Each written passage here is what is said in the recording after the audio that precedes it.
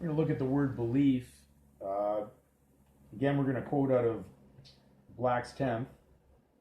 It says, a state of mind that regards the existence or truth of something as likely or relatively certain. Conviction about the truth of something. Now, belief, if we look at the earlier understandings of the etymology of the word, Lief means love. So true belief is to be love, because God is love, as it says in Scripture. And truth, of course, occurs with God. So when we have a false belief or a false conception, we're in an opposite position.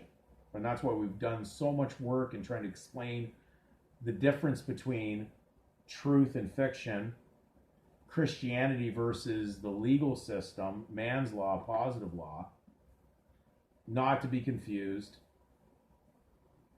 from to be God's law.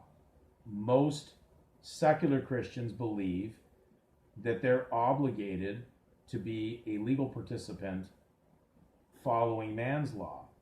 And that's due to the fact that they're in confusion on their belief.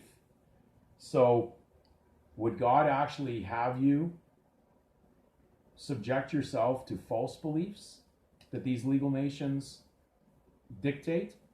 They believe that abortion is okay. They believe that same-sex marriage is okay. Those are things that are completely contrary to the Bible. So why would Christians be up against that in a problem if they weren't in a participation in the legal system that would chastise them for those beliefs? Because the legal system accepts all those things. But belief does not, in the legal system, allow you to act. So we're going to go to belief action distinction out of Black's 10th, and it says constitutional law. In First Amendment law, the Supreme Court's distinction between allowing a person to follow any chosen belief and allowing the state to intervene if necessary to protect others from the practices of that belief. Now, what they're saying there is that in the legal world of positive law of man's governments that run civil law, your beliefs are not going to allow you to act in many cases because it could offend unbelievers of Christianity.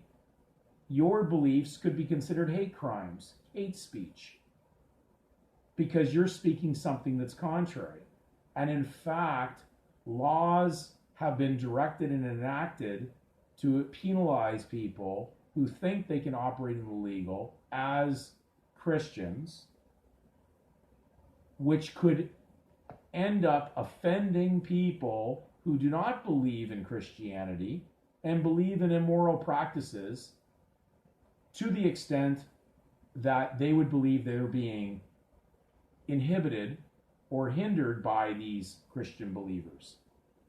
So they could be fined, they could lose their properties if they get in the way of people who actually have a belief system in the legal that is contrary to Christianity. Therefore, you can believe what you want, but you better not act on it.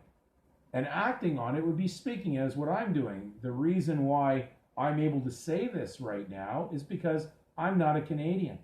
I'm not a legal entity. I'm not the property of Her Majesty or any crown or state of the world of man. I am the property that was purchased by Jesus Christ. He died for that, and he is the King of Kings and Lord of Lords.